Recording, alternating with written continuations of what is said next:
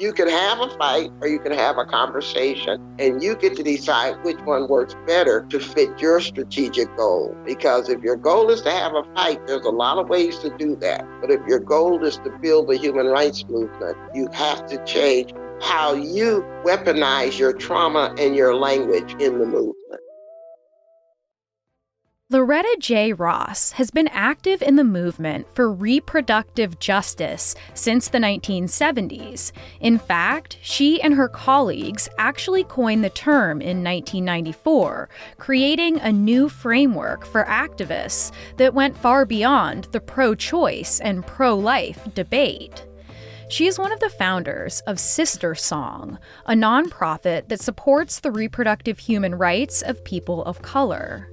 Her prolific career is difficult to summarize, but I'll try.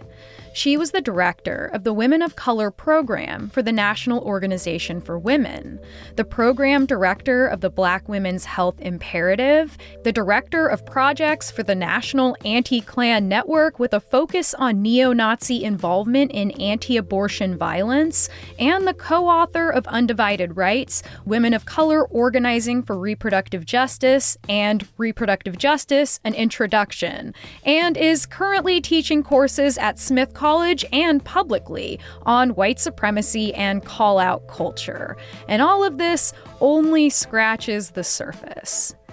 Today, Loretta will share her personal and political journey through the last 6 decades and what it's taught her about solidarity and about how we create a strong movement that is dedicated to moving together. Hi, Loretta. Thank you so much for being willing to talk to us today. This is such an honor. Thanks for having me on your show. As I mentioned to you, our series covered the 1600s all the way up to when Roe versus Wade was passed. And at that point, I just thought I'd really love to talk to someone whose work just kept popping up again and again in our research and just get a little bit of your lived experience as someone who's been... When did your activist career start? My activist career started in the 1970s because it took a while to knock my hard head into some sense. But the story of why I became active started in 1968 because at that time I was 14 years old and a cousin who was supposed to be babysitting me thought it was a better idea to get me drunk so he could have sex with me. And he was 27 years old and married, so it was definitely a no-no. And I became pregnant in the summer of 68, at the time when abortion was not legal, so I had very few options. And my parents thought that it was a good idea to hide the pregnancy, so they stuck me in a home for unwed mothers, and I was supposed to give the baby up for adoption. And all that changed in April of 1969 when my son was born.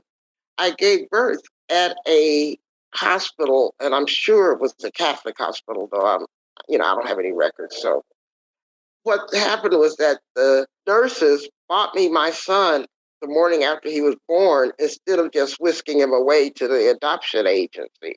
And when they put him in my arms, I noticed that he's got my face. And I kept saying, he's got my face. He's got my face. Oh, damn, he's got my face. And at that time, I went from a scared pregnant teenager to a scared teen mom because I couldn't go through with the adoption at that time. Mm-hmm. And so I returned to the 11th grade of high school as a teen mother. My school wanted to not readmit me because at the time, their policy in Texas was to expel girls who became pregnant or had evidence of pregnancy. Well, I certainly had evidence because I had a baby. And so my parents had to sue the San Antonio, or threatened to sue because we didn't actually go to court, the San Antonio Independent School System for my right to return to school. But even that didn't quite get my attention. I just knew they didn't expel the boys who got the girls pregnant. They just expelled the girls. So that was my first feminist fight, even though I couldn't spell the word feminism at the time, the right to return to school and not get pushed out. I graduated, got a scholarship, had a scholarship to Radcliffe, but they didn't want to give me a scholarship because I'd had a baby. And so they couldn't refuse to admit me because they had already done that, but they could say that they no longer had any money for me, even though they had promised me a scholarship. So I ended up with another scholarship to Howard University. I went there at 16. My mother was so religious that she refused to sign the consent form for me to obtain birth control because I was only 16 years old and I needed her consent. And so even though I was going to school 1,000 miles away, first year student, she didn't think that I should ever have sex again until I got properly married, et cetera, et cetera. Well, I didn't agree with that. Got a boyfriend my first year. He was first year law. I was first year majoring in chemistry and physics. And I became pregnant in my first year. Fortunately for me, Washington, D.C. legalized abortion in the summer of 1970. And I became pregnant in the fall of 1970. And so my boyfriend, as I said, who was in law school, was more than happy to pay for it. And there were no legal obstacles. I was able to go to the Washington Hospital Center and have a perfectly fine, though late, third trimester abortion because I spent so much time fighting with my mother over the consent form. My older sister, who was 9 years older than me, forged my mother's signature, and that's how I had an abortion at the Washington Hospital Center. I decided that I didn't want to risk another unplanned pregnancy because I had been on birth control when I had this second pregnancy, again with my sister's consent. And so I accepted implantation of the Dalcon Shield, which we did not know at the time was a defective intrauterine device, IUD. And so 3 years later, the Dalcon Shield caused an acute pelvic inflammation of my fallopian tubes. They exploded. I was taken to the hospital unconscious. And when I woke up, I'd had a full hysterectomy. Wow. So my entire reproductive career was very brief. And so that's what finally got my attention. I mean, you've lived through so many different parts of the fight you've been working on through your whole life. It hasn't just been kind of a theoretical fight for you. It was your actual life. Exactly. I'm 68 years old right now, soon to be 69, but I'll never forget that scared 14-year-old girl who didn't consent to having sex, who didn't consent to becoming a mother, but I really couldn't give my son up for adoption, and certainly didn't consent to that child being my only child. And so that's who I fight for. I fight for other young girls who can't say if and when they'll have sex and the conditions, can't say if and when they'll have babies and the conditions, who don't have both reproductive and sexual bodily autonomy. I think it's even harder for young women now than it was for me in the 60s and 70s with this wave of anti-abortion legislation and the Supreme Court reversal of Roe and all of that. It's even harder now than it was for me 50 years ago. That's got to be a little depressing. Yeah, it is. And I'm talking to a lot of young women who are still fertile, who are frankly scared, who are rushing to get IUDs, even rushing to get sterilized because they know that they don't want to be held hostage by these men in these state legislatures who don't really care about their lives or their bodies. They just care about their power over women. So you're at Howard University, I believe, at this point when your career working with other people, building community, becoming an activist. So what was that like for you in those very early days as you were kind of defining what you were going to be all about? Well, I tend to call myself the accidental feminist because it was not my plan. As I said, I majored in chemistry and physics. I was intending to retreat to some laboratory somewhere and study porphyrin molecules. I had no idea that I was going to become a social justice activist. But in 1973, I was living with my son in an apartment in Adams Morgan in Washington, D.C. And I returned home from work one day to find an eviction notice into my front door and the front door of everybody else in the building because they were converting the building to condominiums and breaking all of our leases. I had literally just signed a new lease 3 months ago. And so I went to the basement of the building, which was the laundry room, because that was the only place big enough for everybody who lived in the building to meet, and started taking notes of what we were talking about. And because I had the notes, next thing I knew, I was selected to be the tenant president, only because I had the notes. There was no election or anything. And I went to a meeting I was told about of the Citywide Housing Coalition. And Citywide had worked to pass DC's first rent control bill in 1994. So it was a very active, vibrant coalition of people facing gentrification in Adams Morgan, Mount Pleasant, and Capitol Hill at the time. So I joined Citywide Housing Coalition, and it was at a citywide meeting, I met this woman named Nakenji Toure, who was a former member of the Black Panther Party, and currently she was executive director of the DC Rape Crisis Center. So Nakenji persuaded me to come volunteer at the Rape Crisis Center, and I remember telling Nakenji, I don't want to work with those white women. What are you talking about? And she looked at me like I'd lost my mind. She said, Sister, would I lead you wrong? And I said, no, because she was a member of the Black Panthers. I mean, I didn't know anything about activism at that level. And so after becoming a volunteer, I succeeded Nakenji as the third executive director of the Rape Crisis Center, which was the first one in the country, and is celebrating its 50th anniversary in November of 2022. But anyway, so in 1979, I became the director of the DC Rape Crisis Center. And that's where my feminism found a home, because I suddenly had words to attach to my lived experiences. I wasn't alone. I learned about the alarming number of young Black girls in particular who are sexually abused before the age of 18. I learned about reproductive oppression, how people did not have the right to decide if they'd have a child and the conditions under which they'd give birth. I learned so much. Washington at the time was in a golden age of Black feminist activism. There was a Black feminist newspaper being published called Upfront. There was a multiracial feminist coalition called Aegis, or the DC Area Feminist Alliance, which renamed itself Aegis. Off Our Backs, the newspaper was published out of Washington at the time. So I found my feminist home through my work at the Rape Crisis Center, but it took a lot of knocks against this hard head to get me into that consciousness. It wasn't automatic.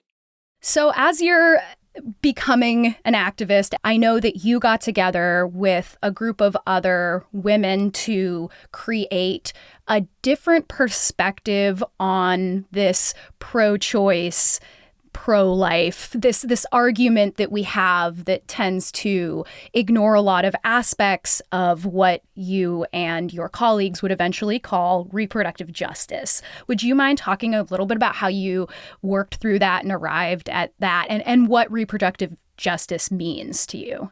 Well, in the chronology of my life, you'd have to fast forward about 20 years.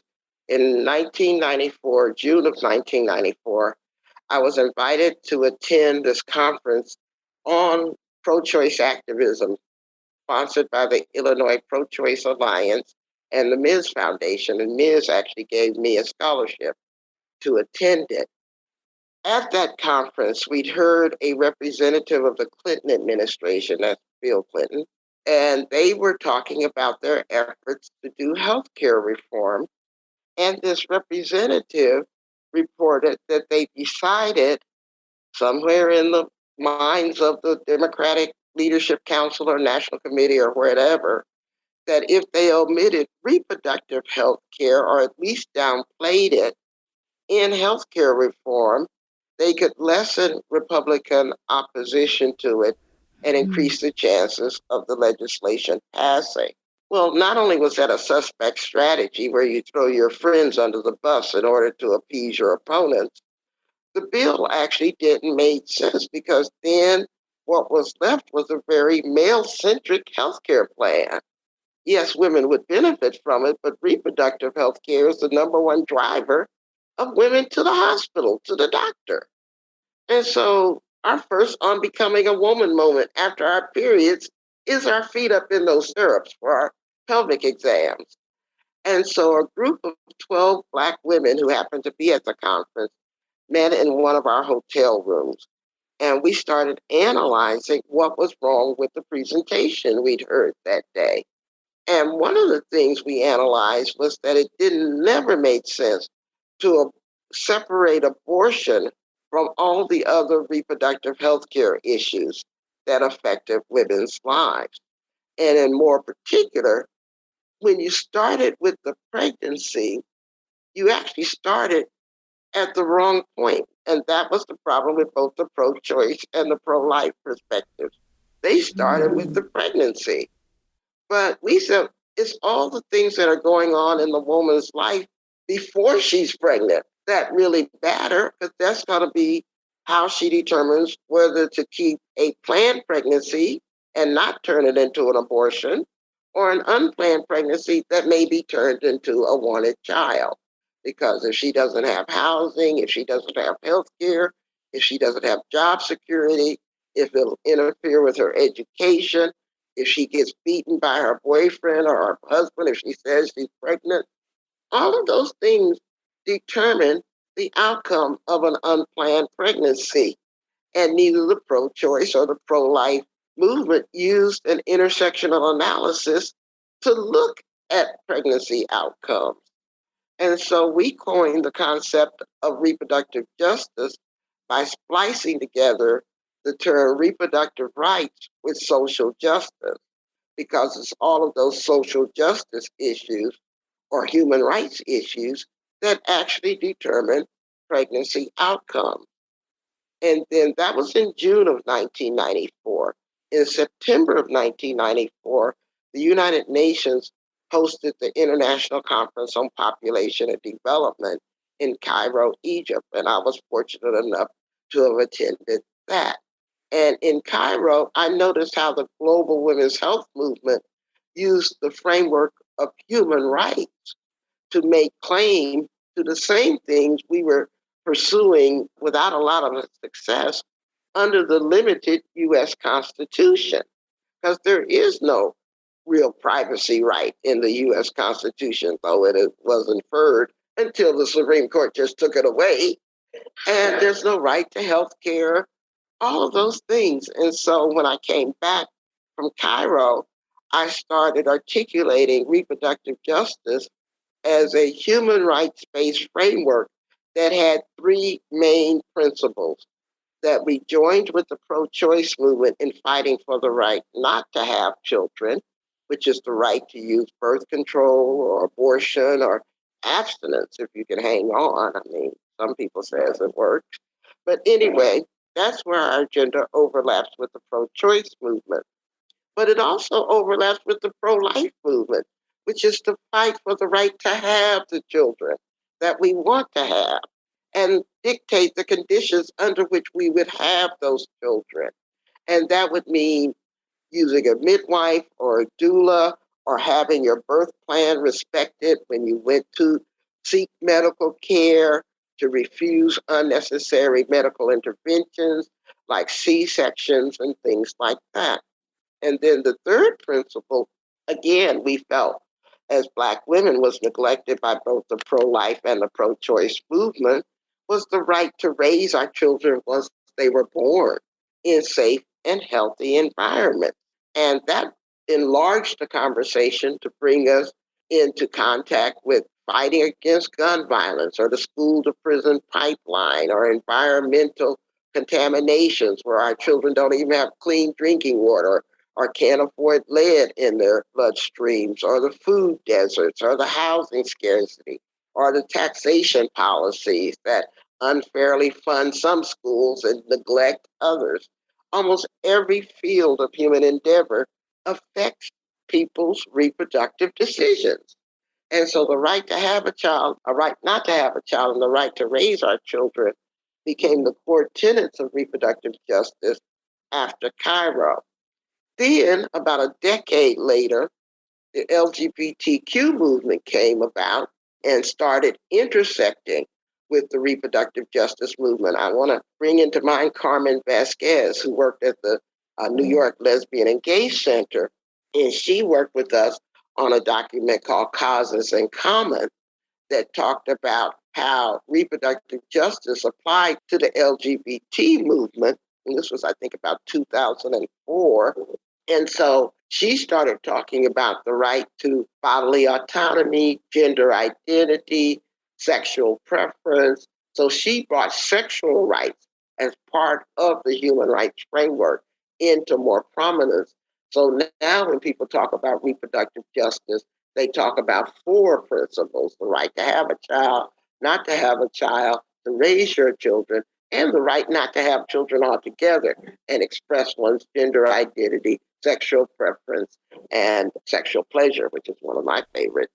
And so, surprising to me, at least, maybe not to the other 11 women, is how quickly reproductive justice grew from the margins to the center of how we talk about reproductive politics. And we never set out to transform the pro-choice or pro-life movements. We said just wanted to articulate what Black women wanted. But we accidentally created a very universal theory, kind of like intersectionality, where a lot of people agreed that every human being should have the human right to have the right to have children, not to have children, to parent their children, and to express their gender identity and sexual preferences. And so that's why accidentally reproductive justice has become the prominent paradigm shift for how people talk about reproductive politics. More after this. And now, back to the show. The holistic nature that you bring to the movement probably helped me the most understand how I wanted to approach these ideas and questions.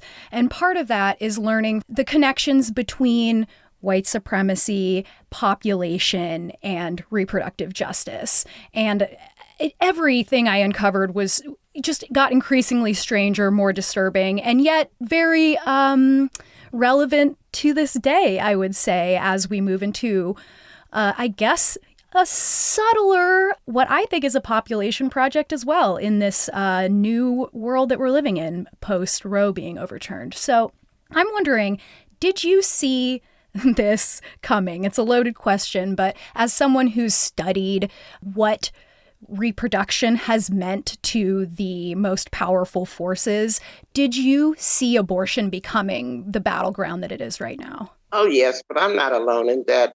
One of the people who had one of the largest impression on my thinking was a writer named Ricky Solinger. And Ricky is a white Jewish woman who always centered race in her analysis of reproductive politics. So I discovered Ricky in the 1980s as she was doing her writing. And from her writing, I really understood that if you didn't understand white supremacy, you didn't understand what was really going on when it came to how different racialized populations had different reproductive destinies and options. Because white women are always subjected to forced breeding to fulfill the settler colonial manifest destiny part of white supremacy. And post-slavery, Black women's breeding was seen as a problem. And so we, along with poor white women, became subjected to sterilization abuse and eugenical thinking and what we now call population control. And so if you don't understand population control and white supremacy and neoliberal capitalism, then you don't understand, nor should you use reproductive justice, because it's a framework that offers a critique of those systems of oppression that we call reproductive oppression. And so it's not just a new label that you can put on your old politics if you don't make it intersectional. Now, I do want to say that as a reproductive justice activist, I don't critique the pro-choice, pro-life binary from that framework. I think if you're fighting for abortion rights, you want to use the phrase pro-choice, that's perfectly fine. Because first of all, it's intelligible to a large part of the population that doesn't understand our woke language. And I think it works very well to indicate what you're focusing in. So a lot of people mistakenly think that we created reproductive justice as a way to avoid either saying the phrase pro-choice or abortion politics altogether. And that's simply not true. It is a human rights-based organizing framework, reproductive justice is, where reproductive rights or pro-choice is a framework for looking at keeping abortion and birth control safe, illegal, and accessible. And reproductive health is the framework for providing services to individual people who need reproductive health services. So reproductive health, reproductive rights, and reproductive justice are part of an overall framework. They're not antagonistic towards each other. And that's something that I just so appreciate about you and the work you've done is this desire to cross these gaps that we have between each other to find solidarity in the work that we're doing, even though we're all very different and we're all coming from different stories and different life experiences and different hopes and dreams. But you seem to be pretty grounded in the idea that we can move forward together. And you have lived through a lot of decades of this work. And I imagine it's been very challenging in different ways to find that solidarity. So what has it been like? How did you get on your journey to finding what can be really hard for a lot of us right now, finding the ways to move forward together? Well, fortunately for me, in the 1990s, I worked with Reverend C.T. Vivian, who was an icon in the civil rights movement. Fortunately, he died a couple of years ago, the same day that John Lewis died. We lost two of our champions on the same day. But anyway, Reverend Vivian, along with Ann Braden and a number of other civil rights activists, has started the National Anti-Klan Network, renamed the Center for Democratic Renewal.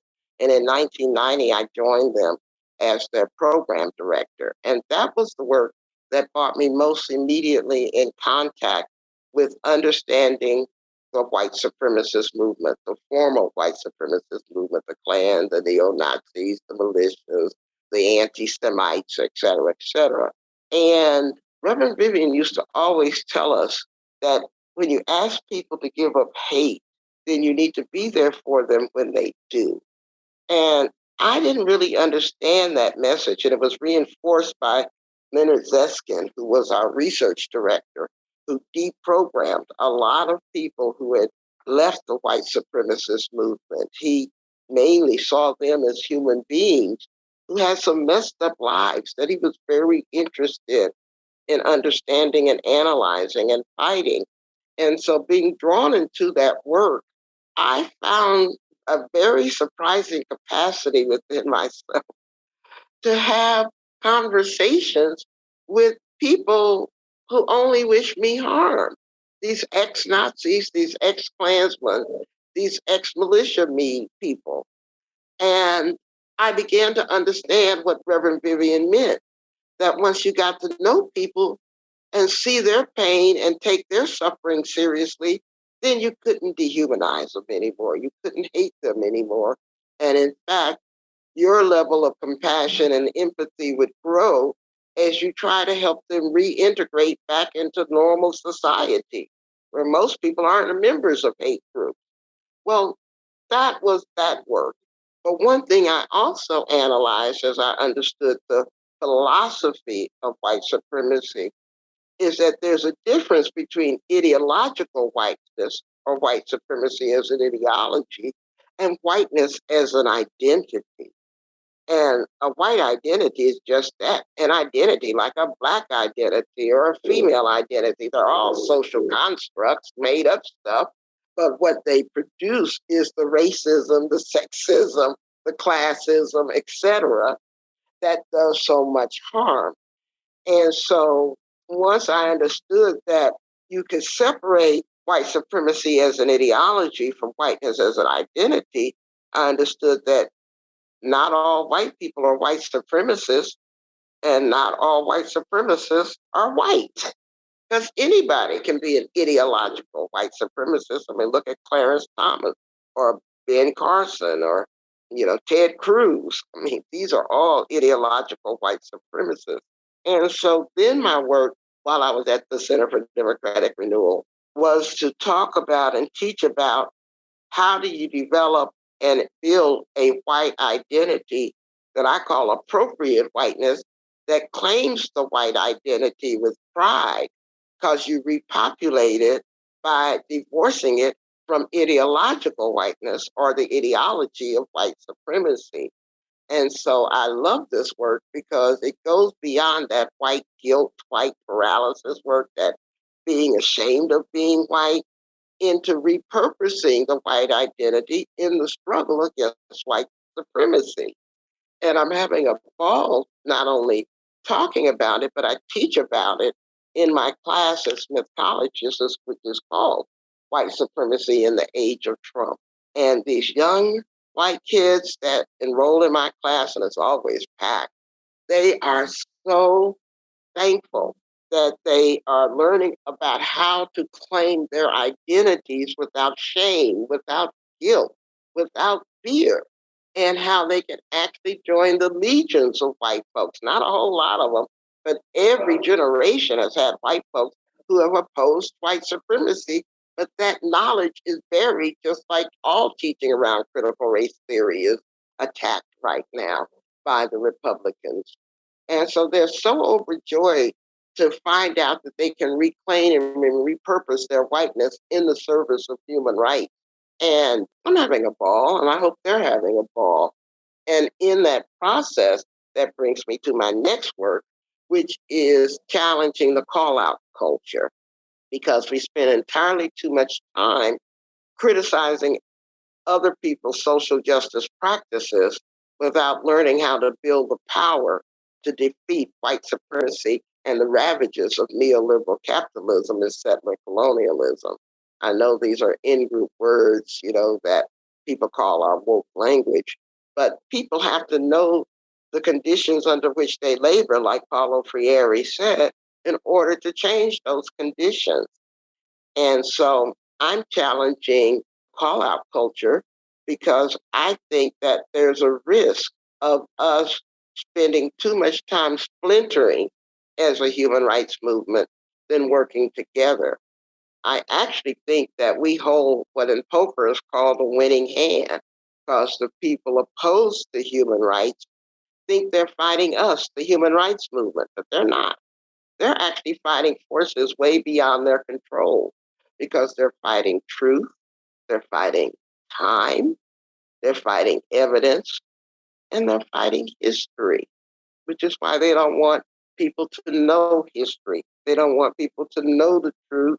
They think that they can roll us back to the 19th century without opposition.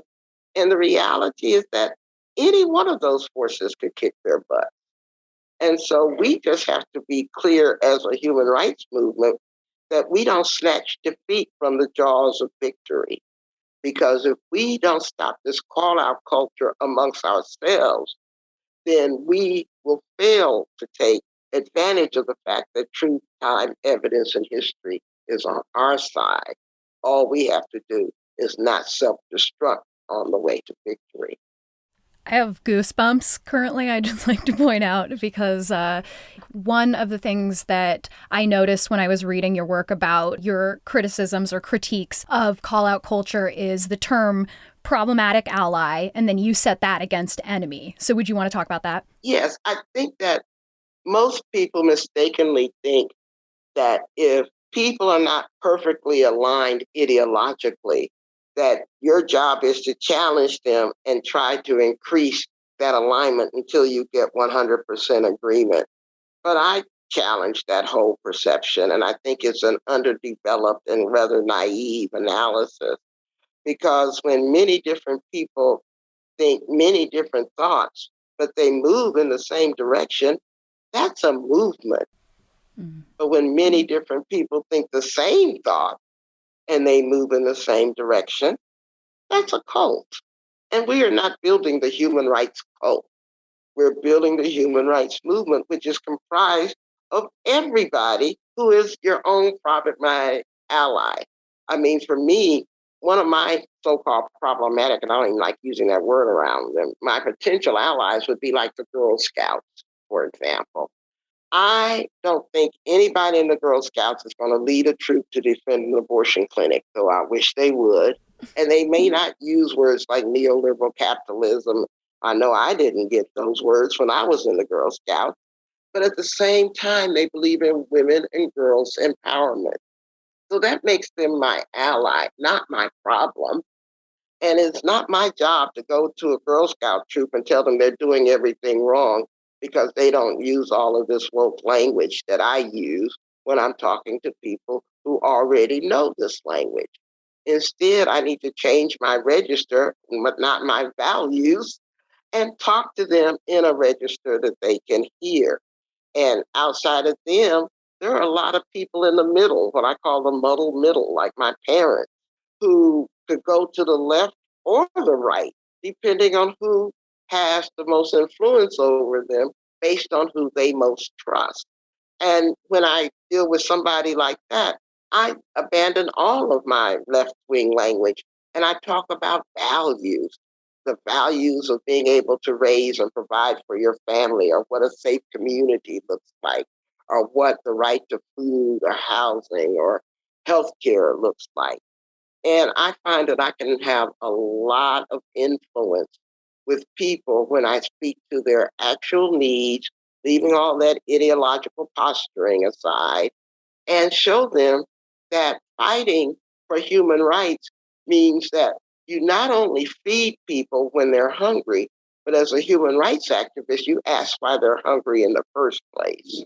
And you just don't take it as that's because they're not doing the right thing. It's not a moral judgment against poor people that they're poor, that kind of thing. And so I tend not to use the phrase problematic ally. Everybody's a problematic ally to you. I mean, because hopefully nobody's walking around cloning you. So if we're going to move forward together in a way that we find solidarity, I know that people will say, well, how do we overcome these certain things a person did or certain things that a person said? So what is your alternative vision for call-out culture? How do we hold people accountable, but also, not get caught up when we actually don't, quite frankly, have time to get caught up in the things we do? Well, the basic premise of call-out culture is the expectation that people have to be perfect, that they're not in the process of growing and learning new things. When you're calling people out, it's the expectation that they've already grown, not that they've got growing to do. But you've got growing to do. Everybody has growing to do. And so the first thing I tried to teach people in the calling in culture, which is a phrase that Lone Tran, an 18-year-old, invented in 2013, is the concept of self-forgiveness. Because if you can forgive yourself for the mistakes that you've made and understand the growth you still need to do, then that predisposes you to forgive others for the mistakes that they've made and the growth that they still need to do. I mean, all of us are very lucky that the internet wasn't available to catch all of our worst moments on tape. No kidding. To commemorate our most stupid moments. Or otherwise, we could all be called out. And so the whole call out culture, for the most part, is used as a way to virtue signal that you're woke and the person you're calling out is not. And it happens on the left and the right. So I'm not saying it's particularly a problem among progressives, because progressives call out liberals, liberals call out progressives. I find liberals are amazingly angry at progressives right now, which is very poor threat assessment, because they really need to be angry at the regressives and not the progressives. And they spend a lot of time calling out progressives when they really need to stay focused on why they can't get any legislation passed because of the regresses within their own ranks kind of thing. But again, that's a matter of doing good threat assessment, having careful strategy, having a calling in strategy, because you're more likely to persuade people to listen to you and agree with you if you don't call them out because you insist that they believe in everything that you believe in, kind of thing. I mean, that's the way you draw people into movements. The radical right organizes people around their soft racism and then pulls them into their hardcore racism over time. And next thing you know, they're besieging the US Capitol trying to overthrow the government. So we can't replicate that strategy. We really need to understand that more people actually agree with us who don't want to use violence, who are basically nonviolent. They just want to raise their children in safe and healthy environments, in peaceful ways that they can go to work and provide for themselves and their families. And so we have to be careful not to alienate the people that we can get to agree to be with us just because we're trying to make them become us. That's not the way to go. And so I teach calling in lessons with Lone Tran and others in my staff, Desiree Hammonds and others, because we're trying to build a human rights-based movement that represents a lot of different issues and a lot of different sectors who've learned to become stronger together through calling in practices, because I think calling in will be as important to the human rights movement in the 21st century as nonviolence as a strategy was to the civil rights movement in the 20th century. It's not about what issue you work on, it's about how you do the work in a way that doesn't violate the very human rights framework that you're trying to use. I mean, it reminds me of something you've talked about, how a movement, it's not built on solid ground when it's built on fear of saying the wrong thing, of trying to adapt to the right language. People aren't transforming internally. They're just sort of parroting, and that solidarity, I don't think, can be built on such a false pretense almost. Whereas you've also talked about, which I love, is that our movements have kind of lost a little bit of joy, and that we're having a hard time moving forward in a way that attracts people into something that feels joyful and feels in solidarity in a way where we're experiencing real connection. Well, Toni Cade Bambara wrote in 1970, I believe, a line. I think she was 1970 because her first book that I read was The Black Woman. She used to say, you have to make the revolution irresistible. Mm. If you're not having fun fighting fascism, you're doing something wrong, because you're fighting on the side of truth and justice. You're fighting for the right causes. And so if you don't bring joy and your full self to the movement, and you don't find excitement and fulfillment in working for justice, you're doing something wrong. Nobody really is attracted to a Debbie Downer who always criticizes what is going on, who always tells people what they should be doing better, who doesn't find any satisfaction in what people bring to the movement doing their best work. We don't need Debbie Downers. We need Debbie Downers to find a therapist instead of a keyboard. We really need people who are ready to find their best selves, find their happiness in the process of serving others. That's what servant leadership is all about. And there's so much joy in that.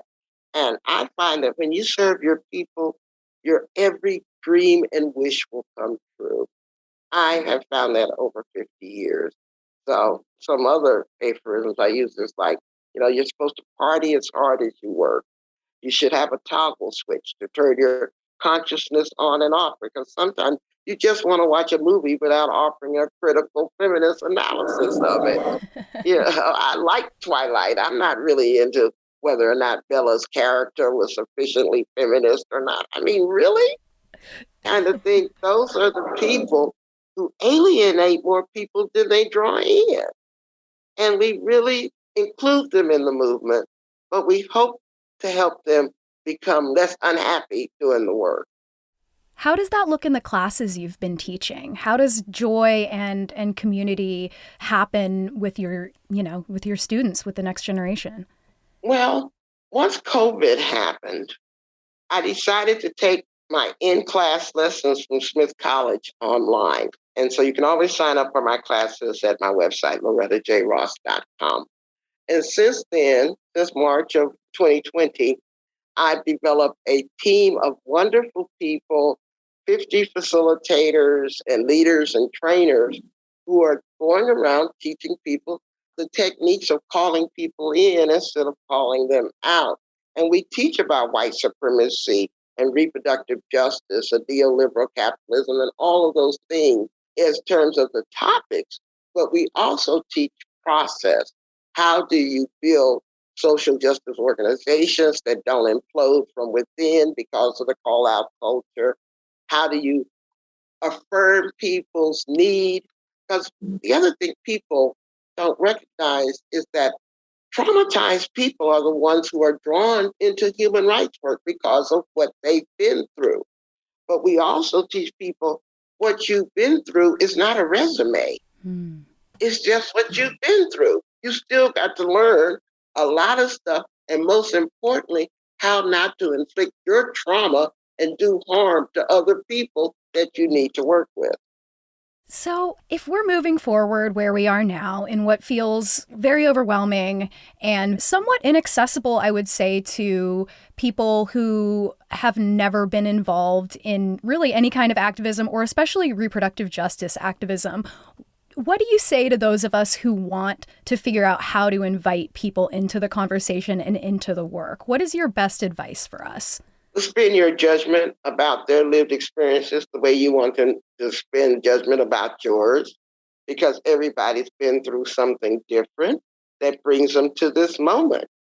And so the best thing you can offer them is a conversation instead of a fight.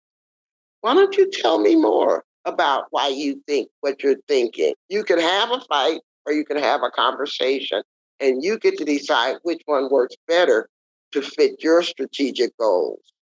Because if your goal is to have a fight, there's a lot of ways to do that. But if your goal is to build the human rights movement, you have to change how you weaponize your trauma and your language in the movement. Well, Loretta, thank you so much. Your work has been really heartening to me lately. It's felt really uplifting to read. So I just wanted to really say thank you for, decades of the kind of work that is just the kind of solidarity, the kind of holistic work that we just absolutely honor here. So thank you so much. Well, thank you for having me on your show. If you'd like to take a very affordable course with Loretta Ross, get one of her books, or find out more about her work, head to her website, lorettajross.com. And if you'd like to donate to Sister Song, head to sistersong.net, which we very much encourage you to do. This episode has sound by Clear Como Studios and was produced and edited by Miranda Zickler and hosted by me, Chelsey Weber-Smith. Thanks as always for listening, and I hope you have a great week.